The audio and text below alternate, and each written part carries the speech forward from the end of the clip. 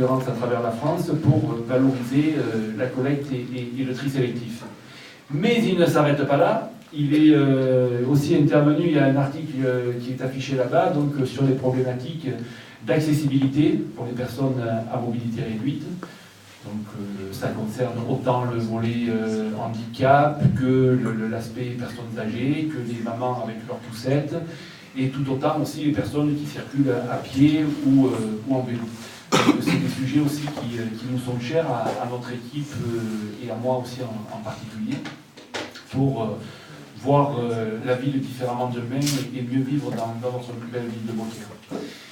Et puis bon, on pourra aussi évoquer d'autres thèmes parce que alors, la liste serait trop longue, mais Patrice est aussi le créateur donc, du festival, le film Festival international de l'image et des métiers, donc sur Pézenas et qui a rayonné également ailleurs. Donc très intéressé, très entreprenant dans tout ce qui est le domaine de la formation, dans tout ce qui est le domaine des métiers, investi sur un plan régional mais aussi sur un plan national. Il y a bien entendu aussi le volet politique que j'ai évoqué, mais aussi avec donc, des candidatures de Patrice au niveau des élections européennes, donc en plus de ses mandats locaux et donc à l'intercommunalité. Et puis quelque chose qui nous concerne particulièrement ici à Beaucaire, et je pense que c'est la raison principale pour laquelle vous êtes là, il est président du club de pétanque de Neuilly-sur-Seine.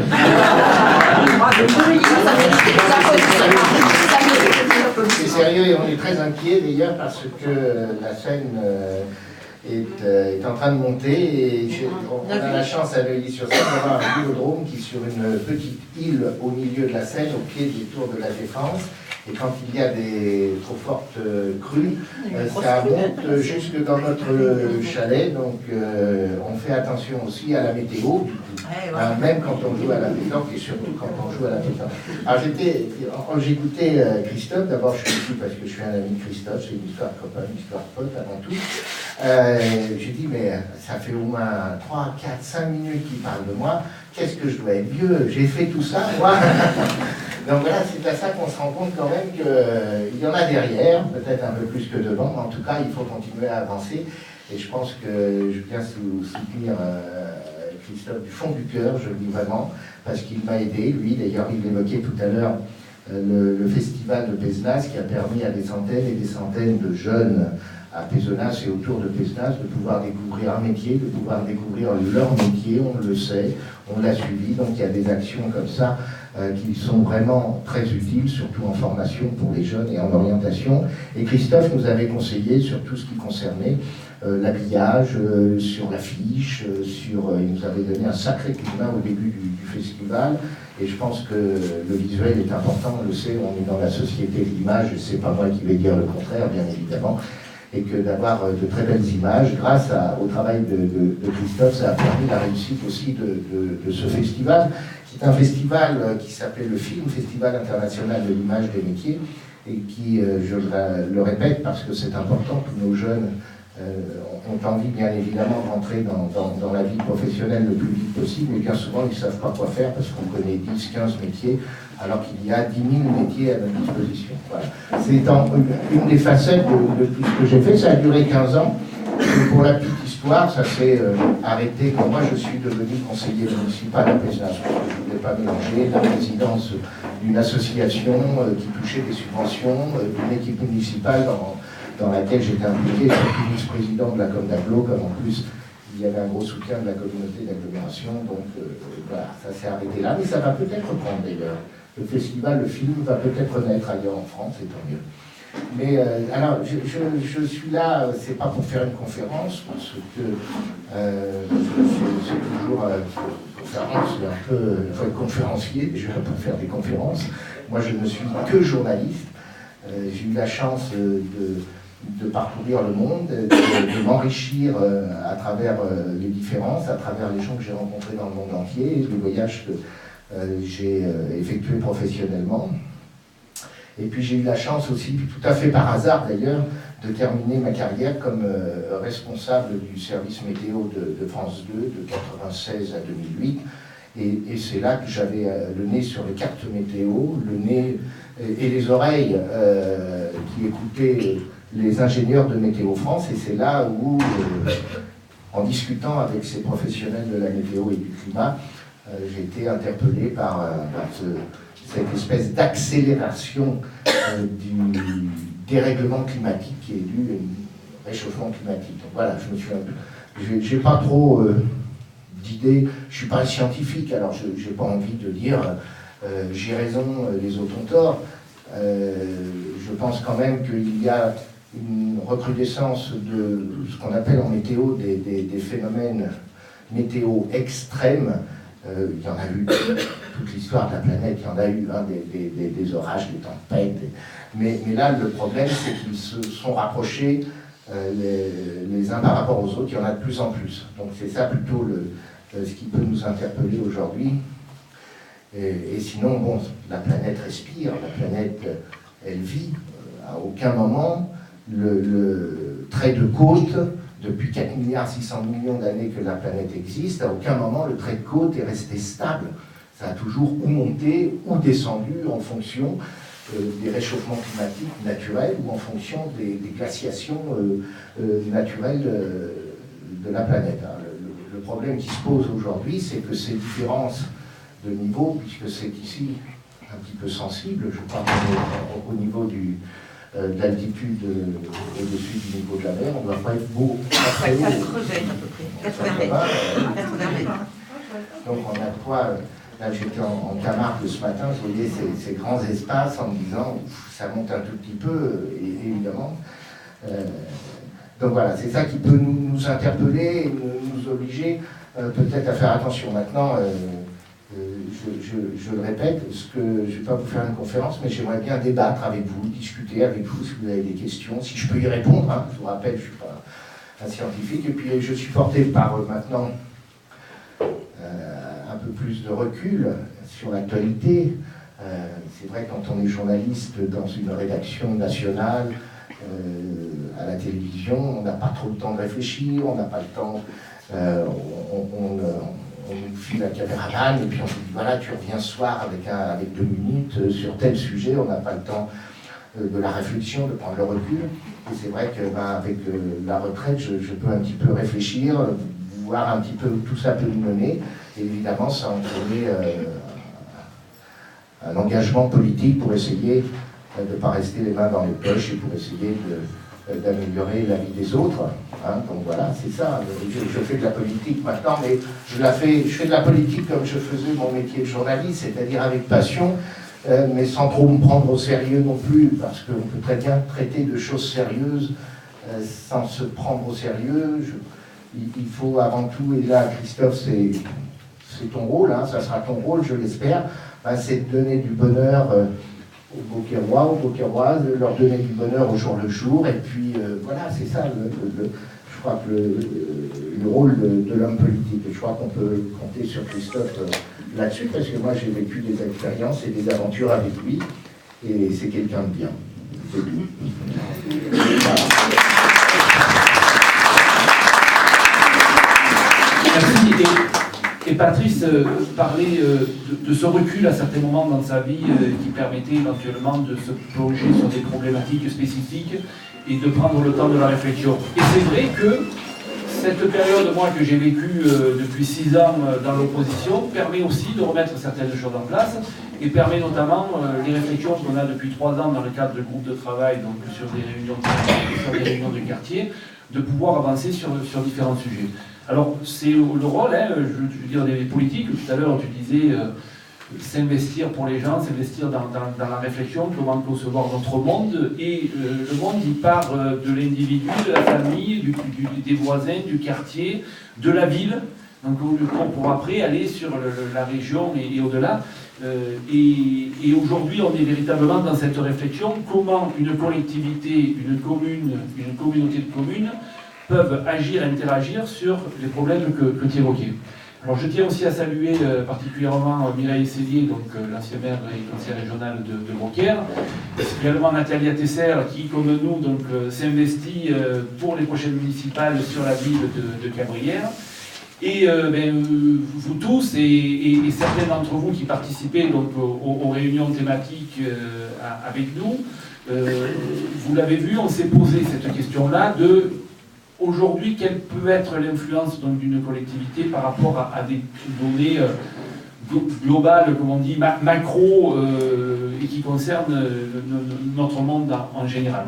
Et sur ces problématiques-là de climat, d'environnement, je crois qu'il y a des choses à faire, qu'il y a des prises de conscience à avoir, et que ça part de la collectivité, parce que la collectivité est quand même la collectivité locale est quand même l'institution qui est le plus proche des gens, celle avec laquelle on peut le mieux communiquer, avec laquelle on peut le mieux échanger et où il y a le plus de proximité. Ce qui fait que si on arrive véritablement à relayer un certain nombre d'idées toutes simples, tout à l'heure on parlera du tri sélectif, on le voit, c'est pas compris, c'est peut-être trop complexe, ou en tout cas les gens ne veulent pas s'y pencher parce qu'ils n'ont peut-être pas le raisonnement de tout ce que cela implique. Des thèmes qui sont forts pour nous, c'est tout le volet énergie renouvelable. On a la chance à Beaucaire d'avoir le barrage qui date d'une quarantaine d'années, d'avoir également des éoliennes qui ont été mises en place par Mireille Sellier, qui sont le premier et le seul champ d'éoliennes dans le Gard. C'est quand même terrible de se dire, avec le potentiel dont on dispose avec le vent, qui peut être un désavantage à certains moments, mais qui peut être un atout parce qu'il nous permet donc de bénéficier d'énergie propre et d'énergie gratuite. Et on a un seul champ éolien dans le Gard, et il est à Beaucaire. Et en plus, les éoliennes, à l'avantage, moi, certains les critiquent, moi je trouve ça beau, et en plus, je trouve que ça permet de dire notamment aux enfants, regardez, pour produire de l'électricité, on a besoin de déployer ce type de mécanisme, ce type de système. Parce que quand on produit de l'énergie nucléaire, c'est dans des grands bâtiments et on ne voit pas nécessairement les effets immédiats et les effets induits de ce type d'énergie. Et finalement, on se dit que l'énergie, c'est naturel, c'est gratuit et ça n'a pas d'impact écologique. Si, ça a un impact. Et à Beaucaire, on a aujourd'hui donc un pôle autour de l'énergie renouvelable. Donc bénéficions de cet effet d'image pour essayer d'amener d'autres entreprises autour de ces thématiques-là. Alors bien entendu, beaucoup de collectivités essaient de ramener donc, des entreprises sur ces thématiques. Et je pense que nous, à travers donc l'image de ces deux productions d'énergie propre, on peut véritablement faire valoir une avance dans ce secteur-là et récupérer donc d'autres entreprises sur ce domaine. Autre exemple, le domaine des transports. Jusqu'à présent, vous n'avez jamais entendu aucune des municipalités, depuis 50 ans, qui se soit posé la problématique des transports en commun. Nous, dans notre programme, on aura un volet qui concernera les transports en commun. Parce qu'aujourd'hui, Beaucaire ne doit plus être desservi uniquement par les voies automobiles, par quelques bus qui circulent, par 2 trains qui s'arrêtent par jour à la gare. Il faut véritablement structurer le territoire donc, entre la gare de Tarascon, qui est un nœud ferroviaire important donc, pour les TER, la gare de Beaucaire, donc, qui est un pendant où, en effet, il peut y avoir moins de trains qui s'arrêtent, mais qui peut être aussi intéressante donc, par rapport à une question de proximité, notamment du centre-ville, et surtout donc, par rapport à la gare TGV prévue à Manduel en 2020, et qui constituera donc à la fois un potentiel de développement économique important pour nous, mais qui constituera aussi un des chaînons essentiels de nos modes de transport demain. Mais en dehors de ces aspects-là, il faudra aussi donc tenir compte de tout l'aspect desserte via les lignes de bus actuelles, via l'utilisation de la navette par exemple. La navette municipale aujourd'hui fonctionne avec une vingtaine de places et on voit qu'en moyenne il y a 2-3 personnes donc, qui l'utilisent. Pourquoi ne pas passer avec des plus petits formats électriques qui permettraient éventuellement de démultiplier les dessertes et qui permettraient de mieux rendre des services à la population. Par exemple, notamment en créant une intermodalité avec la gare de Tarascon, demain avec la gare TGV de Manduel, de façon à relier, reconnecter tout cela, parce que chaque fois qu'il y a un train qui part de Tarascon, eh bien, il faudrait qu'il y ait une navette qui va, chaque fois qu'il y en a un qui arrive, il faudrait qu'il y ait une navette qui revienne pour desservir donc le Beaucaire et permettre aux personnes de pouvoir circuler dans des moyens de transport à la fois propres et qui leur coûteraient également moins cher. Donc tout le monde y gagnerait, les personnes individuellement et la collectivité ici aussi. Donc on peut véritablement aujourd'hui, par des moyens concrets, agir non seulement sur des facteurs dynamisants de développement économique pour la ville, sur des facteurs de bien-être, parce que plus de transports en commun, ça veut dire moins de voitures, ça veut dire moins de pollution, ça veut dire moins d'insécurité routière. Et donc, tout ceci est uniquement sur... On ne parle là que d'aspects positifs. Et le coût de tout ça n'est pas énorme, parce que, on le voit, les énergies fossiles ont tendance à avoir des croissances exponentielles en termes de coûts. Et donc petit à petit, la marge de coût a tendance à rétrécir. Et donc moi j'ai fait les calculs, si demain on équipe le parc de véhicules de la ville, rien qu'avec des véhicules électriques, on y gagnera. Alors c'est vrai qu'il y a certains véhicules de la ville, on me l'a dit récemment, qui consomment 50 litres au 100. Hein. Donc il y a forcément des petits problèmes par rapport à ça. Donc si ce sont voilà, il y a des fuites certainement dans les réservoirs. Si ce sont des véhicules électriques, eh bien, du coup, pour faire un plein, ça coûtera 1 € et je pense que ça incitera les gens à être davantage attentifs à ce qu'ils font et éviter donc certaines dérives. Je voudrais revenir un petit peu, là, tu évoquais l'aspect économique et puis l'investissement qu'on peut avoir dans des industries nouvelles et surtout de parler de transition énergétique. On parle beaucoup de transition énergétique, comme on emploie des mots d'ailleurs, développement durable. Je ne sais pas si c'est perceptible au niveau de tout le monde. En tout cas, la transition énergétique, c'est tout simple. C'est qu'il faut abandonner peu à peu les énergies à base de combustibles fossiles pour passer à une énergie qui sera basée sur le renouvelable. Donc c'est vraiment important. Tu évoquais les éoliennes et j'ai bien aimé la façon dont tu en parles parce que moi je parle comme toi par rapport aux les éoliennes. C'est vrai qu'on peut être choqué quand on voit ça parce que c'est visible. C'est visible. Mais d'un autre côté, c'est vrai que pour les jeunes, pour nos jeunes, on les motive, on leur dit, vous voyez, c'est exactement ce que tu disais. Moi je le répète parce que moi je pense que c'est important et ça m'amène à parler justement de tout le travail qu'il y a à faire. Il y a une vision globale évidemment pour la ville, tu l'as, que ce soit au niveau économique, que ce soit au niveau développement durable, que ce soit au niveau de la gestion des déchets, au niveau du transport, au niveau des jeunes, au niveau de la sécurité, c'est évidemment très important. Mais je crois qu'il y a 2 secteurs, et ça j'en suis profondément convaincu qu'ils vont se développer dans les années à venir.